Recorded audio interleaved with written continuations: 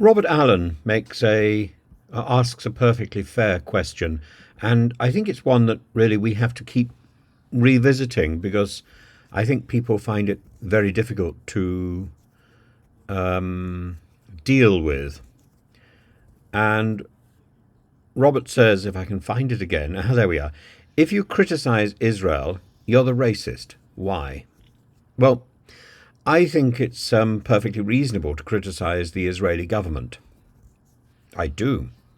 I really dislike the Likud government. I've disliked it increasingly since it came into power. I disliked it when it was, or when the Likud party was formed.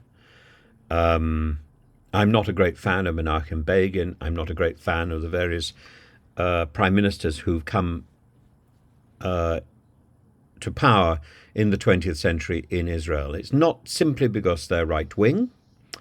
It's because of the aggression with which they have fortified their role and that determination not to engage, it seems, and yet at the same point to do the lip service to the Oslo Agreement.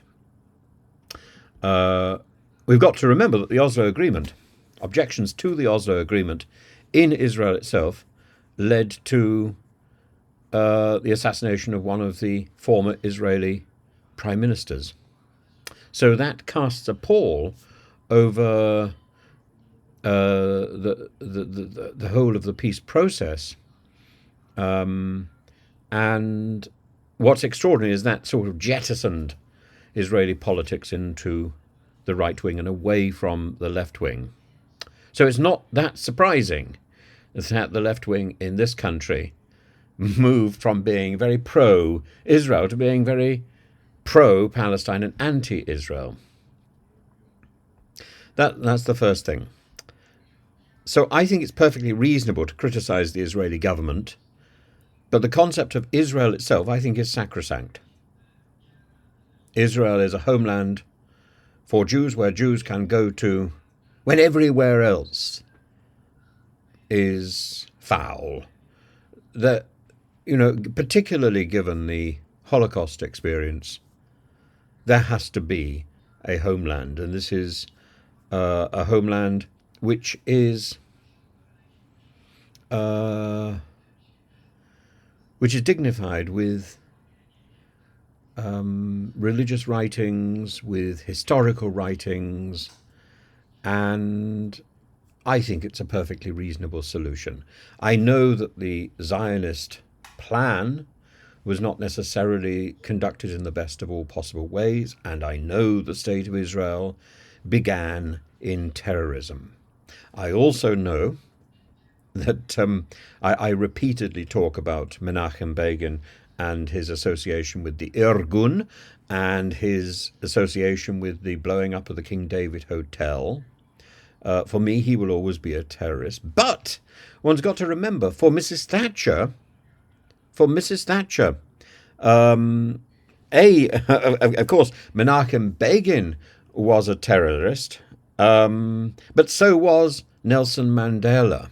Nelson Mandela, who became the wonder of South Africa, the person that everybody wanted to shake hands with and meet and greet. And he had this great transformation away from the route to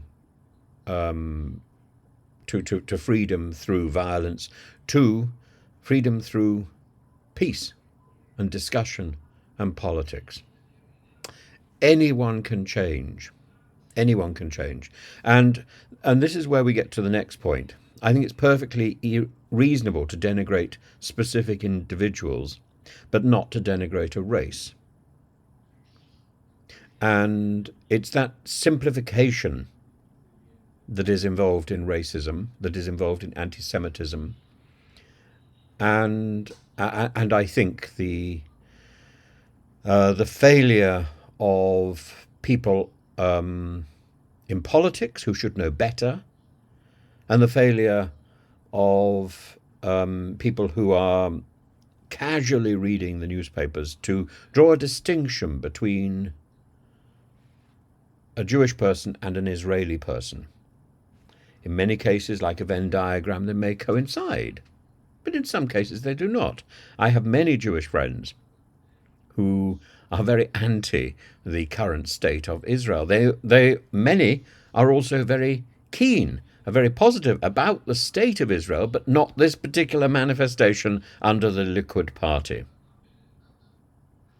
And that's important to establish. So because you don't like the Likud party, doesn't mean you're anti-Jewish, and shouldn't do. And then we come to the parade of banners which have been revealed from yesterday, and I've got some of them here. Netanyahu, Hitler would be proud. Is that anti-Semitic? No. No, that's targeting an individual. That individual happens to be the Prime Minister of Israel. He happens to be Jewish, but I don't think that is necessarily anti-Semitic. It does reference Hitler, the author of the Holocaust, but I don't think it's fundamentally anti-Semitic. It's a criticism of Netanyahu himself. End Israeli apartheid. Is that anti-Semitic? Again, I don't think it is. I think it's wrong. I don't think Israel actually has an apartheid. I dealt with that in a previous video. I'm very happy to come back to it, but now is not the time. There's a more interesting sign, which is welcome to Gaza twinned with Auschwitz. Now, that is much more interesting. I think that probably borders on anti-Semitism, because Gaza, I think, is an effective concentration camp, but not in the sense of Auschwitz. It's a concentration camp in the sense of the concentration camps that the British devised. The British were the inventors of the concentration camp during the Boer War. It's not a concentration camp that is designed to gas people and kill people. It's not a labour camp. It's a camp that contains people. That is the British design of the concentration camp. I don't think it's anything to be proud of, but it's a different concept to Auschwitz.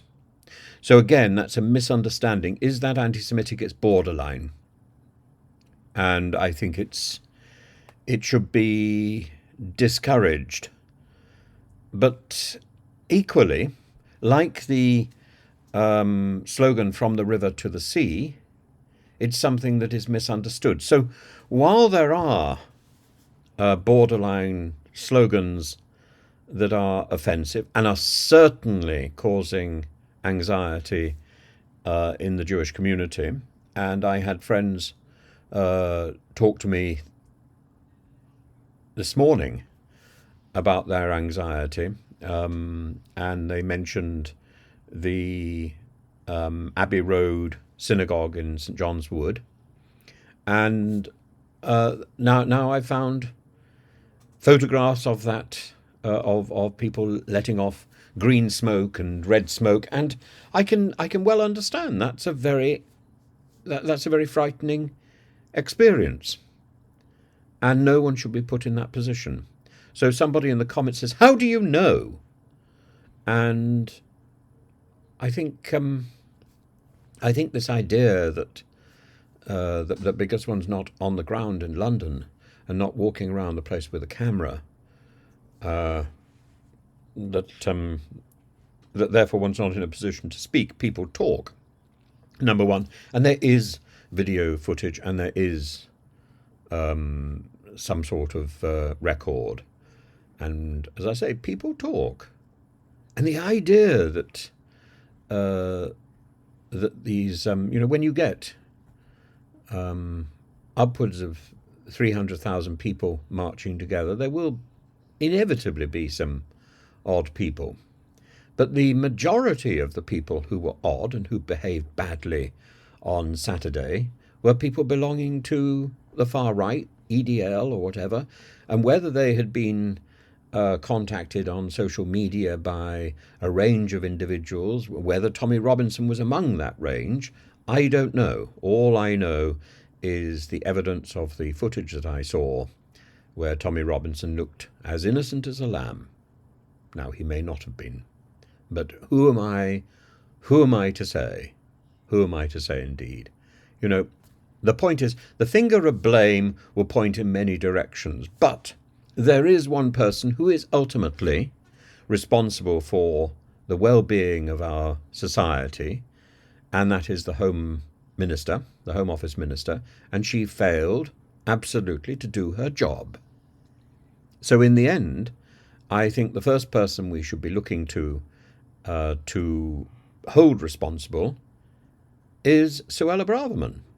Other people may have failings, and serious failings, but Suella Braverman cannot start pointing to banners which are ambiguous at best and may not intend to be as offensive as some people may find them, and as some people may experience them. I'm sorry that these banners cause offence, and that offence is real.